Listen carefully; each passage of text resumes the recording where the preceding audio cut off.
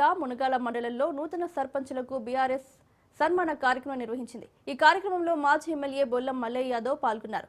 నూతనంగా ఎన్నికైన సర్పంచులు వార్డు మెంబర్లను మాజీ ఎమ్మెల్యే బొల్లం మల్లయ్య యాదవ్ సన్మానించారు। పార్టీ జెండా వేసుకుని పార్టీ విజయానికి కృషి చేసిన ప్రతి కార్యకర్తకు బీఆర్ఎస్ పార్టీ అండగా ఉంటుందని మాజీ ఎమ్మెల్యే బొల్లం మల్లయ్య యాదవ్ అన్నారు।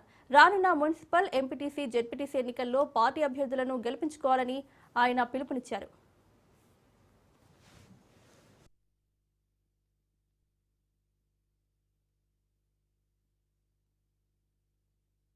అసెంబ్లీ ఎన్నికలలో అలివిగాని హామీలు ఇచ్చి గద్దెనెక్కిన రేవంత్ రెడ్డికి మోసపోయినామని చెప్పటానికి నిదర్శనం మొన్న జరిగిన గ్రామ పంచాయతీ ఎన్నికలు।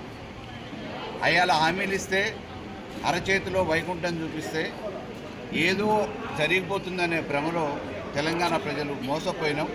ఈరోజు రేవంత్ రెడ్డికి తిరిగి సరైన సమాధానం చెప్పాలి, చెంపపెట్టు సమాధానం చెప్పాలనే ఉద్దేశంతోనే ఎక్కడ చూసినా రాష్ట్ర వ్యాప్తంగా గ్రామ పంచాయతీ ఎన్నికలలో బీఆర్ఎస్ వైపు ప్రజలందరూ కూడా మొగ్గు చూపించడం, కేసీఆర్ గారే మళ్ళీ ఈ రాష్ట్రానికి శ్రీరామ రక్ష అనే విధంగా ఈరోజు తీర్పు అక్కడో ఇక్కడో అడపో 5-10 ఓట్లతోని గెలిచిన మైనర్ గ్రామ పంచాయతీలను చూపించి సంఖ్యాపరంగా కాంగ్రెస్ ప్రభుత్వం అధికారంలో ఉన్నట్టు ఈరోజు మేము ఎక్కువ గెలిచామని చెప్తాం।